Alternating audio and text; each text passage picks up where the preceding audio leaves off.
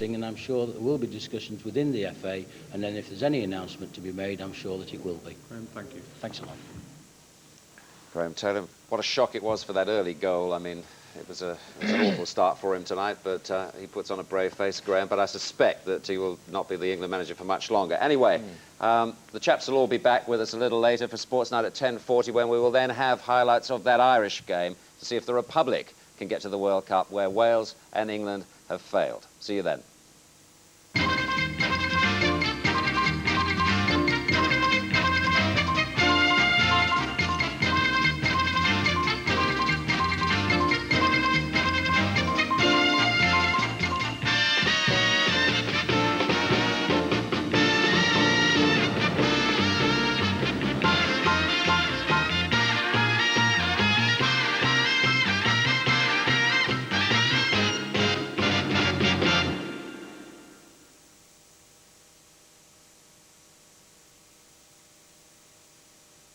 He got $3 million, but he didn't get the rose bushes. I got the rose bushes. I definitely got the rose bushes. Tom Cruise. Uh-oh, because there's an airplane out there. Dustin Hoffman. Why didn't anybody tell me I had a brother? Star in a touching and amusing tale of two brothers reunited and heading for the bright lights of Las Vegas.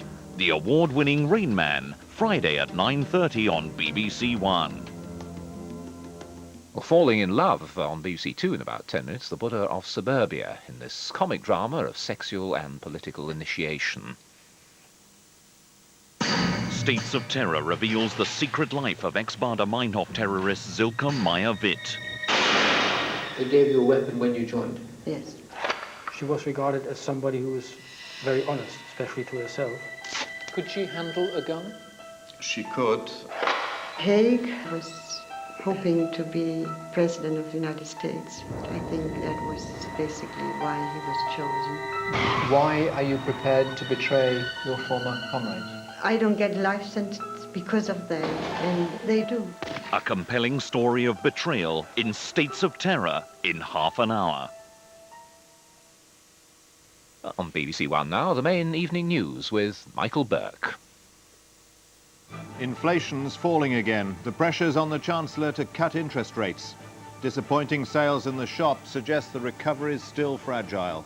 The schools, where the government says nearly half the pupils played truant. And England, the end.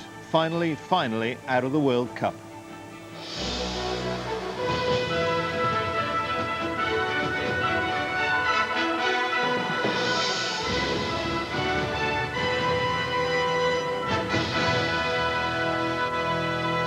Good evening. The headline rate of inflation fell unexpectedly last month, and the underlying rate, which doesn't include mortgages, is at its lowest level for a quarter of a century.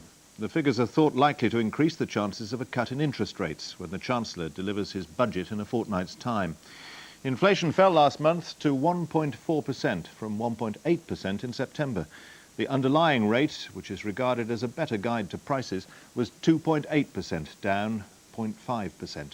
Retail sales were only up by 0.1% last month, which suggests the economic recovery is still weak. Ministers congregating in 10 Downing Street for a reception before tomorrow's Queen's speech were cheered by the news that the underlying inflation rate, the one which excludes mortgage ups and downs, had fallen to its lowest figure since records began in 1975. A Chancellor plagued by conflicting information, as well as the usual conflicting advice, seemed suddenly to have a little more room for manoeuvre, even if the tiny increase in high street sales confirmed the patchiness of the recovery.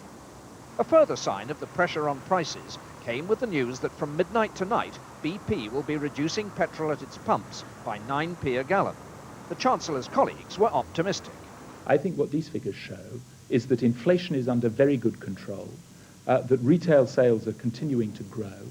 We've got other figures that show that industrial output and total income, total national income, is continuing to grow, so that we're well placed to see the growth continue into the medium and longer term. The Shadow Treasury team today outlined Labour's budget proposals, calling for a boost in investment and incentives to small firms. Though the Prime Minister is content to be judged by the government's record on inflation, the Shadow Chancellor saw no achievement in today's news. The inflation figures, as they stand, reflect the slackness in the economy, the weakness of economic activity, and far from conquering inflation, they've merely suppressed it. The Liberal Democrats want the Chancellor to spend while bargains last. The inflation figure is good, but you can see why when the retail sale figures are so bad, because the shops are desperate to get people in, so they're keeping the prices down. What the Chancellor needs to do is to take advantage of low prices, to invest in things that the country needs, put people back to work and secure recovery.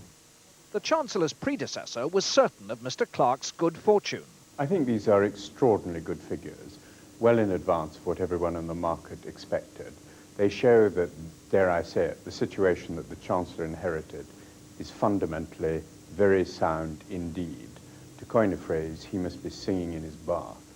Conviction is hardening among advisers that Kenneth Clarke can now sweeten any tax increases by cutting interest rates. It makes it that much easier to reduce interest rates at budget time. I think most people are expecting that there will be some cut at budget time, but perhaps it might be a full percentage point rather than a half. The inflation figures will boost Tory morale. The bad news is that if Mr. Clarke can now consider an interest rate cut, he can also contemplate rather tougher tax increases. He'll be looking much harder now, some Tory MPs believe, at introducing VAT on fuel at the full 17.5% next April. Robin Oakley, BBC News, Westminster. Competition for customers in the high street is keeping prices down, particularly food, household goods and clothes. Many retailers say they're selling goods at the same price or less than last year. Price wars have broken out in the high streets and shopping malls of Britain. As the economy emerges gradually from the long recession, consumers are still cautious. Discounting, normally unheard of a month before Christmas, is widespread. Women's clothing is one sector that's been particularly hard-pressed. At the Richards store in Watford, sales have been unspectacular.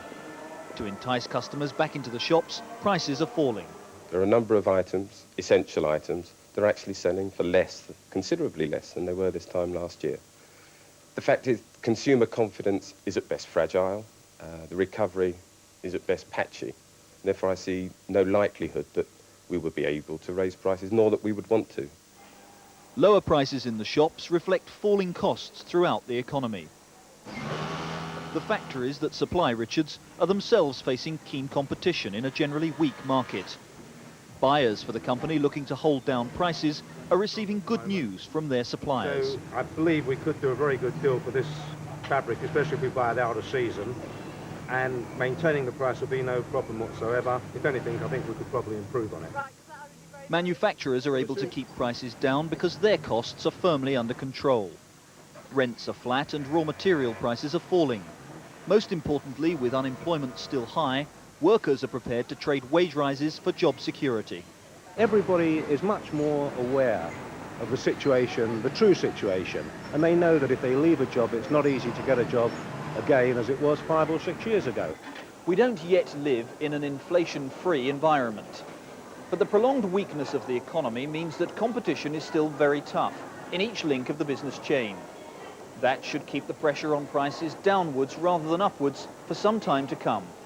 Jerry Baker, BBC News. School truancy figures for England indicate that in some areas nearly half the pupils have skipped lessons at least once during the year. But many teachers say the figures are meaningless.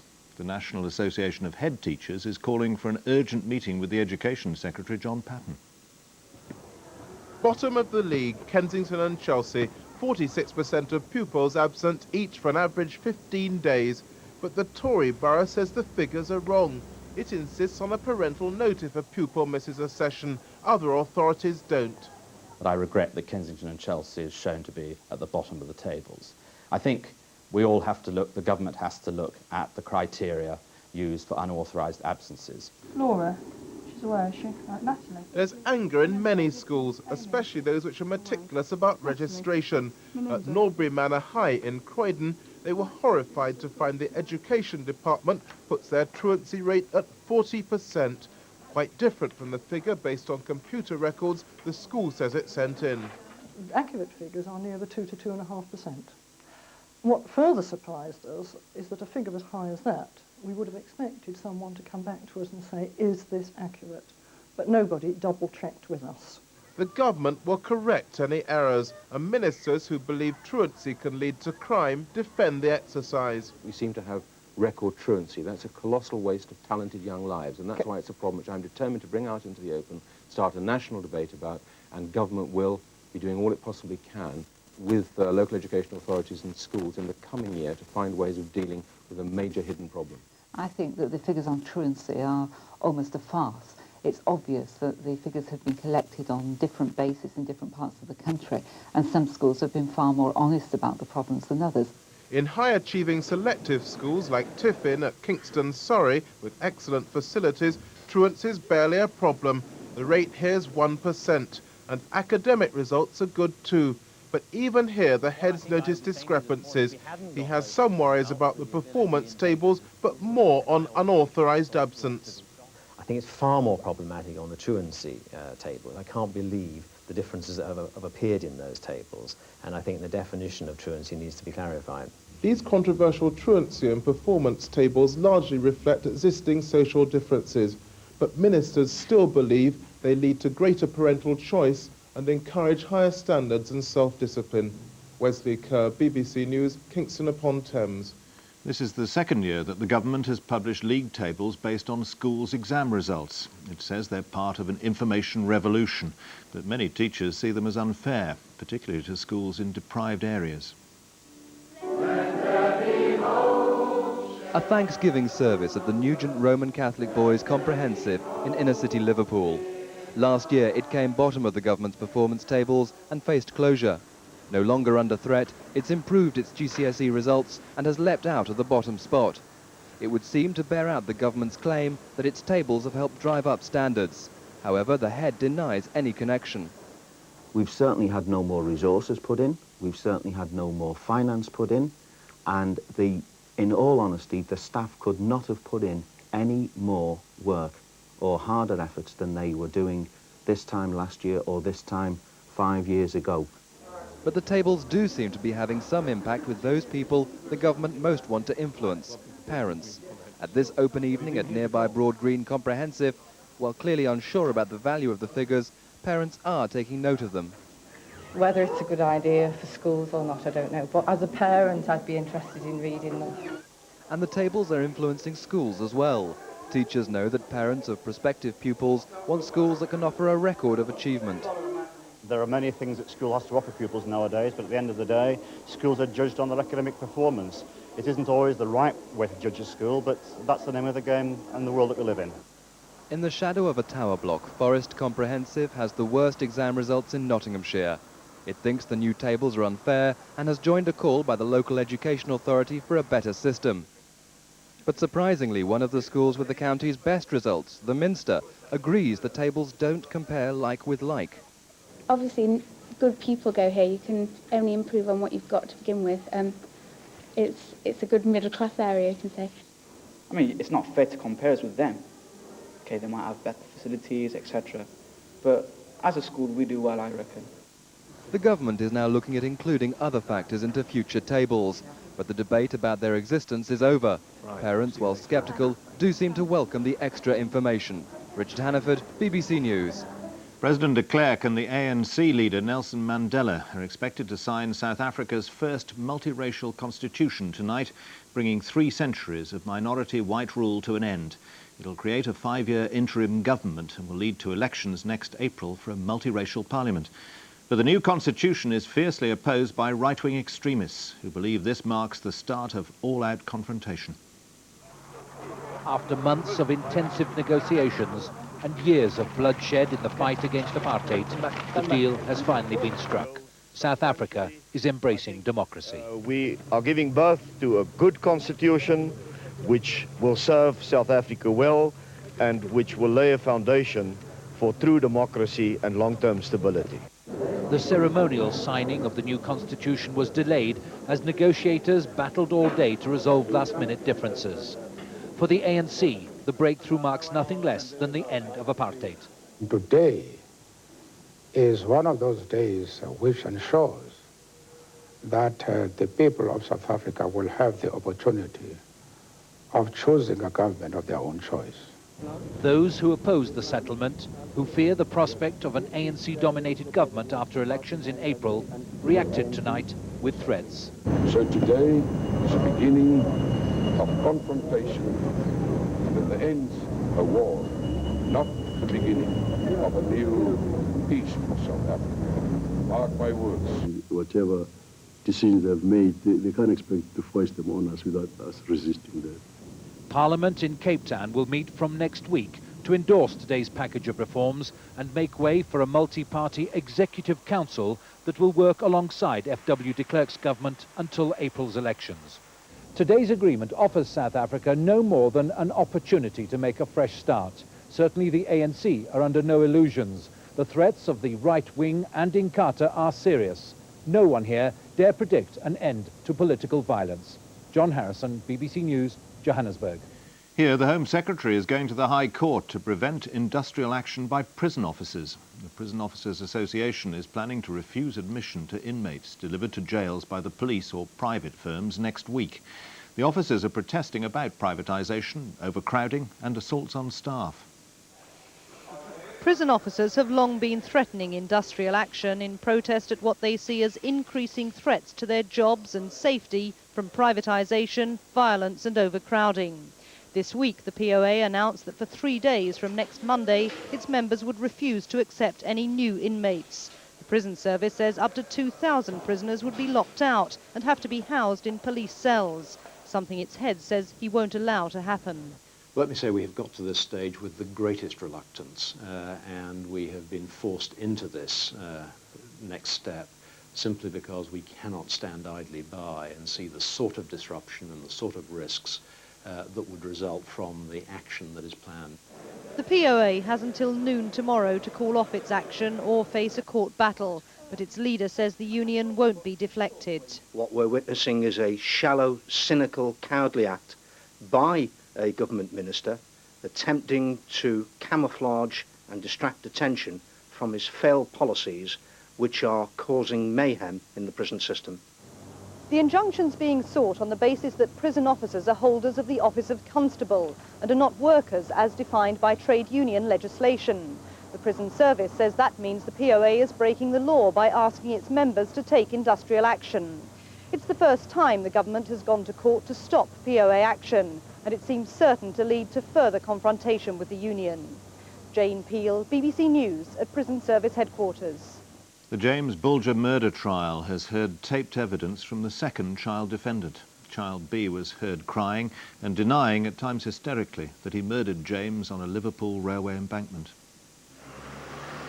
The Preston court experienced its most harrowing moment of testimony today when the second of two accused boys was heard on tape weeping uncontrollably and protesting his innocence. In a series of taped interviews conducted by two Merseyside officers, the boy, identified only as Child B, is heard crying hysterically and denying again and again that he killed James Bulger.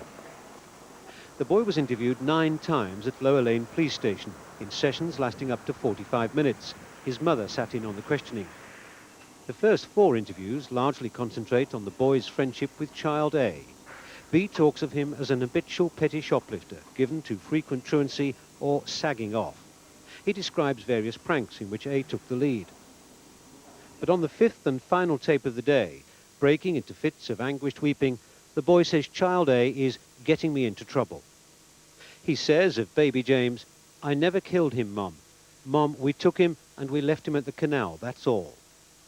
The boy gives conflicting accounts about how and where they left James. As he becomes increasingly distressed, he shouts, "You're going to put me in jail." When he denies harming James, his mother intervenes, saying, "I do believe you. I know you wouldn't do that to a boy." Then he says, "Do you think I killed him?" Amid his tears, the 2 detectives attempt to calm him down. The case continues tomorrow. Mike Mackay, BBC News at Preston Crown Court.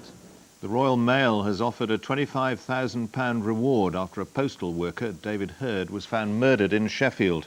He was attacked as he emptied mail from a postbox in a quiet residential street and then run over using his own van.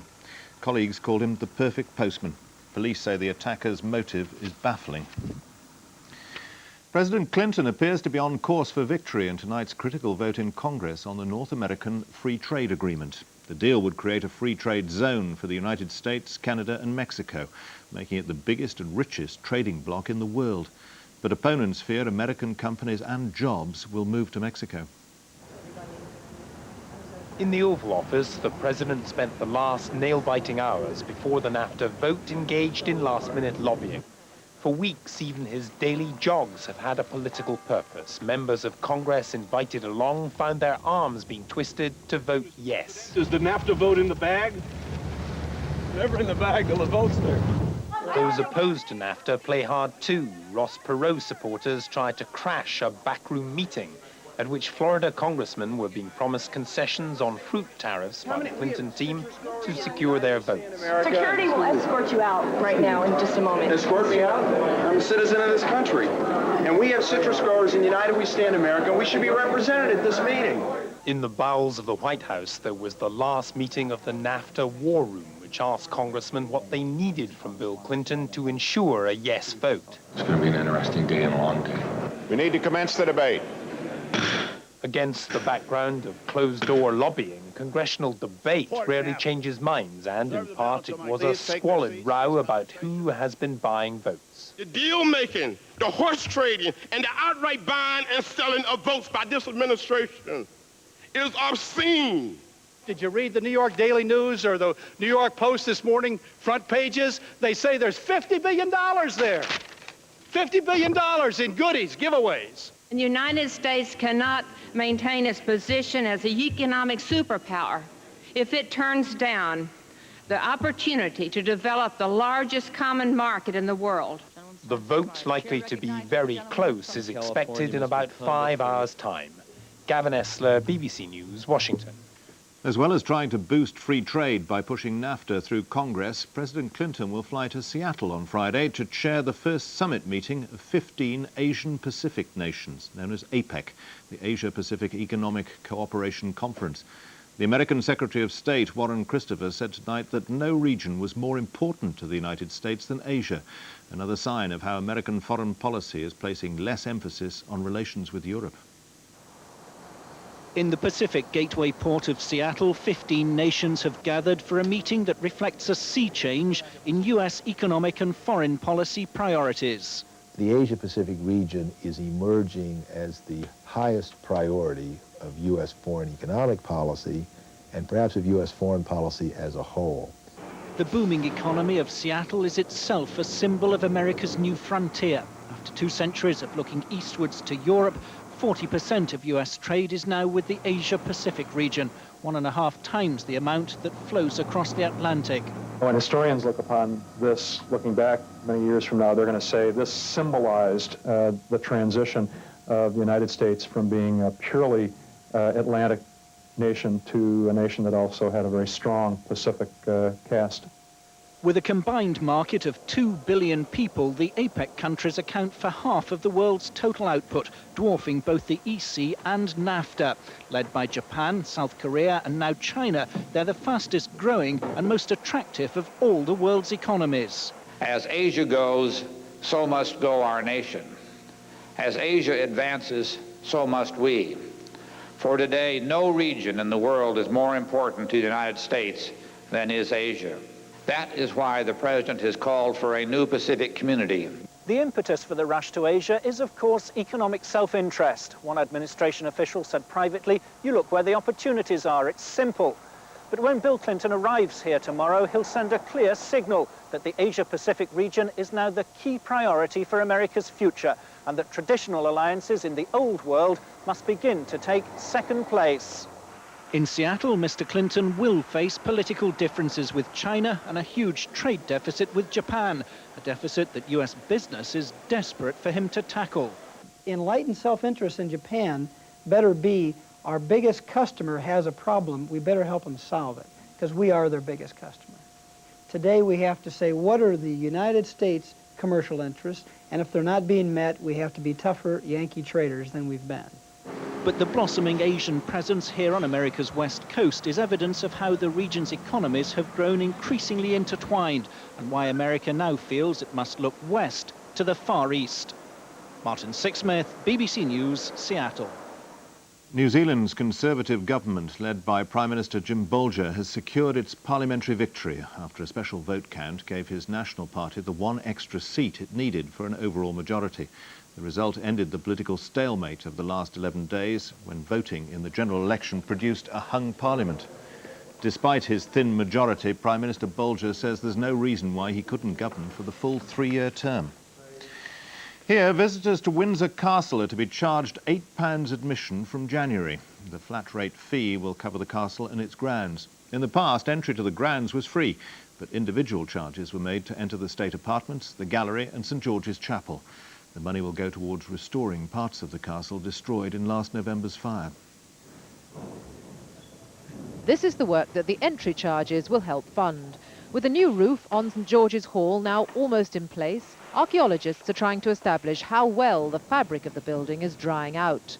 The full restoration is expected to cost about £40 million, and officials here are confident that visitors will pay up to help foot the bill. These tourist attractions have to be, to a part, self-funding, and this is one way of A, self-funding, and B, of restoring Windsor Castle, which is what is in everybody's minds at the moment.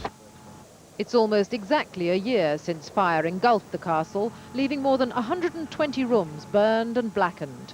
St George's Hall, steeped in history and traditionally used for great state occasions, was reduced to a mass of charred timber and masonry. The intention is to restore St George's Hall and 3 other state apartments so that they look as close as possible to the way they were. But 5 other rooms were so badly damaged that new designs will be considered. And in the coming months, architects will be invited to put forward their ideas. The royal household hope that the new admission scheme will net an extra £1.25 million a year, and that the castle will be restored to its former glory by 1998. Jenny Bond, BBC News, Windsor. England and Wales are out of the World Cup. England's 7-1 victory in San Marino didn't matter because their rivals Holland won in Poland. Wales lost 2-1 to Romania. Holland's 3-1 win in Poland means they qualify with Norway in England's group. Romania and Belgium are the qualifiers in Wales' group. The pre-match optimism in Cardiff with the team management, the players like Manchester United's Ryan Giggs and the fans had catapulted ticket prices to £300. But the 2-goal win they needed to be sure of reaching their first World Cup final since 1958 looked a distant prospect after half an hour as Haji scored for Romania. But USA 94 then suddenly became a distinct possibility during a dramatic 2 minutes in the second half. First, Saunders scored an equaliser, and then with Wales' target reduced by events in Belgium's match elsewhere to merely a 1-goal win, Bodin's penalty tantalisingly missed the target. From then on, Romania withstood further pressure and then assured their own qualification with a goal from Radicioiu. Wales miss out again. This, in Bologna, was the eerily barren setting for England's World Cup exit. 500 England fans present, 2,000 in total, for what would surely have been Graham Taylor's last match, even without England's most miserably shameful moment since he took over. A mistake from captain Stuart Pearce to allow San Marino's Galtieri to score after just 10 seconds. It was only their second goal of the whole qualifying tournament. They'd conceded 39 and now had to let in another 8 for England to qualify, perhaps. After 20 minutes, during which it was difficult to tell just which was the team of builders and coach drivers, Ince did equalise for England, and then appropriately enough, a goal straight out of Sunday Park's football to set the team on their way. Ian Wright, the scorer, he eventually got 4. More followed for a 7-1 win, not enough, even if Poland had beaten Holland. And so for the first time since the Second World War, Britain has no representative in the World Cup finals. Rob Bonnet, BBC News. The Republic of Ireland, who could yet qualify for the finals, are still playing against Northern Ireland in Belfast. It's 1-1 there and 1-0 to Spain in their rivals match in Madrid. If it stays like that, the group qualifiers will be Spain and Denmark. Scotland, already knocked out, won their final World Cup match 2-0 in Malta. And Craig Brown has been appointed as Scotland's full-time manager. Nigerian state television is tonight reporting that Nigeria's interim civilian leader, Ernest Shonekan, has been replaced. A military general who took part in 2 previous coups is reported to have assumed control of the country. Tonight's main news again. Inflation fell unexpectedly last month, renewing pressure on the Chancellor to cut interest rates. The underlying rate is at its lowest level for a quarter of a century. Newsnight is on BBC2 at 10:30, but from the 9 o'clock news, good night.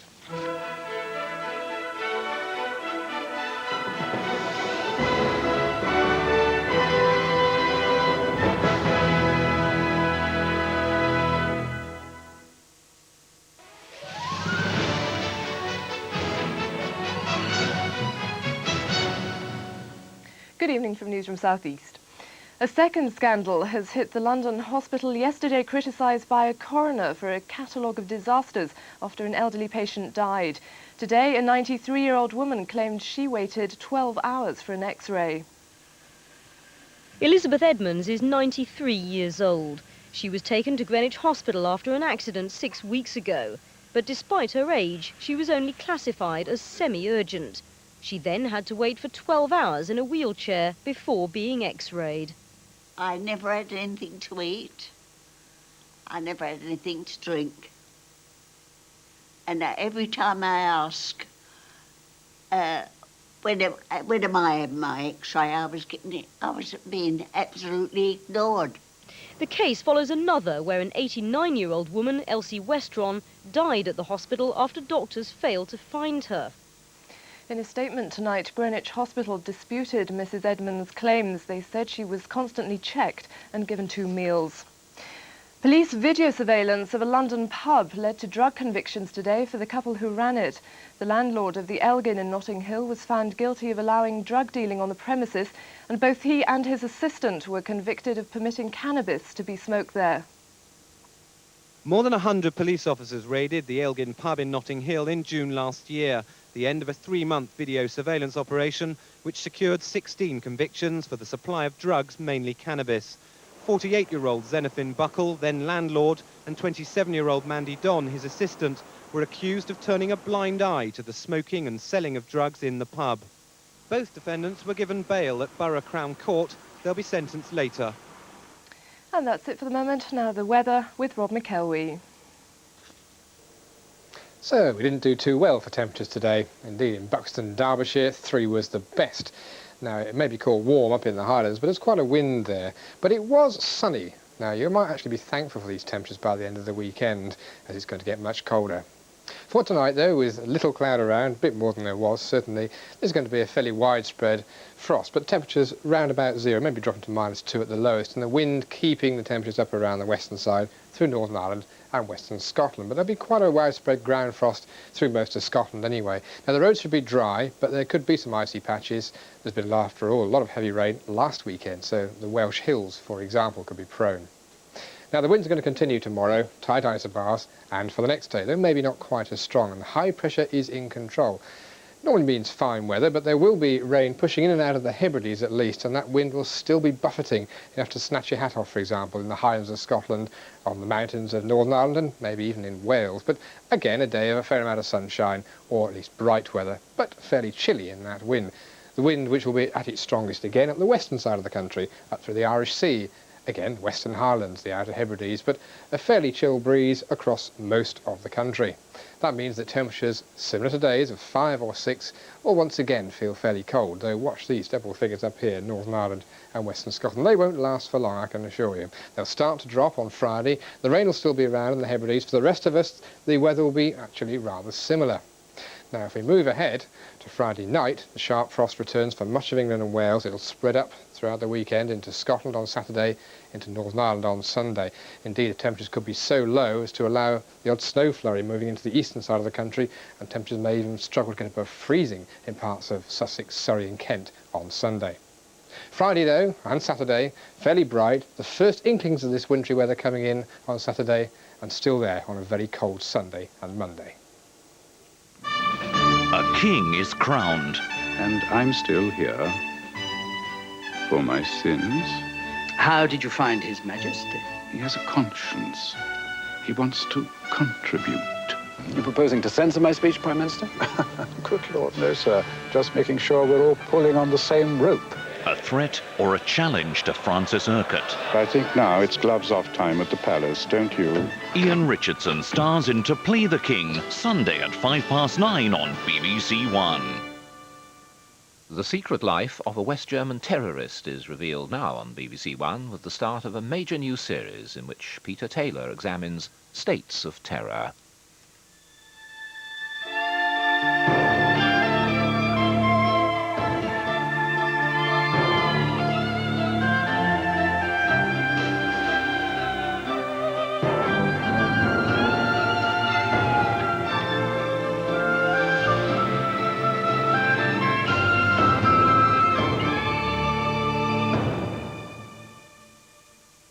They gave you a weapon when you joined? Yes.